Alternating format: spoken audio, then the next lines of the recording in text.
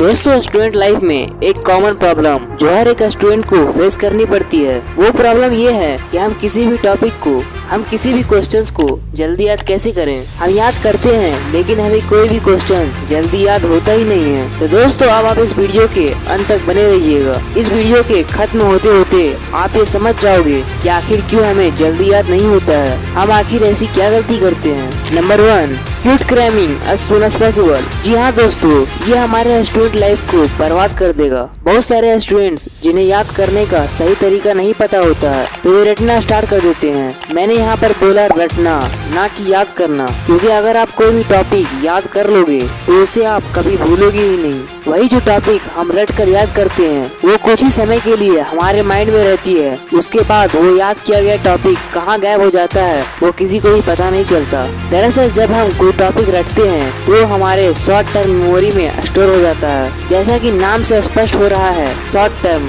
यानी कि कुछ समय के लिए, और वही जो टॉपिक हम याद करते हैं वो हमारे लॉन्ग टर्म मेमोरी में स्टोर हो जाती है। और हाँ, यहाँ पर याद करना और रटने में बहुत बड़ा डिफरेंस है। हम अभी स्टूडेंट लाइफ में हैं और हमें ये कोई नहीं बताता कि हमें रटना है या याद करना है, जिसके चलते बहुत सारे स्टूडेंट्स टीचर के मार से बचने के लिए रटन गतिविधियां प्रारंभ कर देते हैं। तो अब आप पूछोगे ये तो ठीक है, अब से हम नहीं रटेंगे, तो हम याद कैसे करें? तो इसका सोल्यूशन अगले टिप में है। Number 2, story technique. क्या आपने वो स्टोरी अभी तक भूला जो हमारे दादा दादी बचपन में सुनाया करते थे?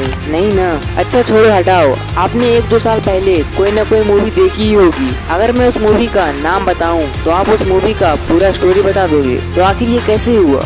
उतनी पुरानी मूवी हमें अभी तक कैसे याद है? ये हुआ याद करने से। जी हाँ, इसे कहते हैं याद करना। आपको जब भी कोई टॉपिक याद करना हो, उसे मन में स्टोरी क्रिएट करके याद करो। इससे आपको वो टॉपिक बहुत जल्दी याद हो जाएगा। अच्छा, ऐसा क्यों होता है? जो हमारा हिंदी सब्जेक्ट होता है उसका क्वेश्चन आंसर हमें बड़ा जल्दी याद हो जाता है। तो ये इसलिए होता है क्योंकि हम बचपन से ही हिंदी बोलते आ रहे हैं, जिसके कारण हमें हिंदी समझ में आती है और जिसके कारण हम हिंदी में जो भी पढ़ते हैं वो हमें जल्दी याद हो जाता है। तो आपको इसी तरह सभी सब्जेक्ट में करना है। आपका जो भी टॉपिक है उसे एक बार पढ़ो और उसका मतलब समझने की कोशिश करो, और जब आप उसका मतलब समझ जाओ तो उस टॉपिक को स्टोरी के जैसे बनाकर याद करो। यकीन मानो, आपको टॉपिक बहुत जल्दी याद हो जाएगा। और हाँ, ये एक बहुत बड़ा भ्रम होता है सभी स्टूडेंट्स में कि जो आंसर टीचर्स लिखाते हैं हमें वही डिट्टो आंसर एग्जाम में लिखना है। नहीं, बल्कि आप उसे अपने शब्दों में लिखने की कोशिश करो। आप उस क्वेश्चन को पढ़ो और उसका जो आंसर हो सकता है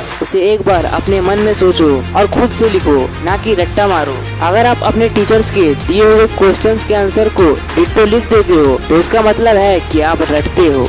number 3, write down what you learn. आप अगर कोई भी टॉपिक को स्टोरी बनाकर समझकर याद करोगे तो वो याद तो हो जाएगा, लेकिन अगर आप इसे और मजबूत करना चाहते हो तो उसे आप लिख कर याद करो। आपने जो भी उस टॉपिक से समझा उसे अपने शब्दों में कॉपी पर लिखो। ऐसा करने से कोई भी टॉपिक आपको लंबे समय तक याद रहेगा, क्योंकि पढ़ने से आप सिर्फ पढ़ते हो, लेकिन जब आप लिख कर याद करते हो तब आप अपने दिमाग का भी यूज करते हो। बिना दिमाग का यूज किए आप लिख ही नहीं पाओगे। बिना सोचे आप पढ़ सकते हो, लेकिन बिना सोचे आप लिख नहीं सकते। आप जब लिख कर याद करोगे तो वो टॉपिक आपके लॉन्ग टर्म मेमोरी में स्टोर हो जाएगा, जिससे आप जल्दी भूल भी नहीं पाओगे अगर आप अगले टिप को फॉलो करते हो। Number 4, revision. जी हाँ दोस्तों, ये वर्ड सुनने में जितना साधारण लगता है उतना है नहीं। चलो मान लिया आप रटना भी छोड़ दिए और अब समझकर स्टोरी बनाकर पढ़ रहे हो, और आप जो समझ रहे हो उसे कॉपी पर भी लिख रहे हो, लेकिन उस वक्त आपको याद तो हो जाएगा। शायद वो आपको कल भी याद रहे, परसों भी याद रहे,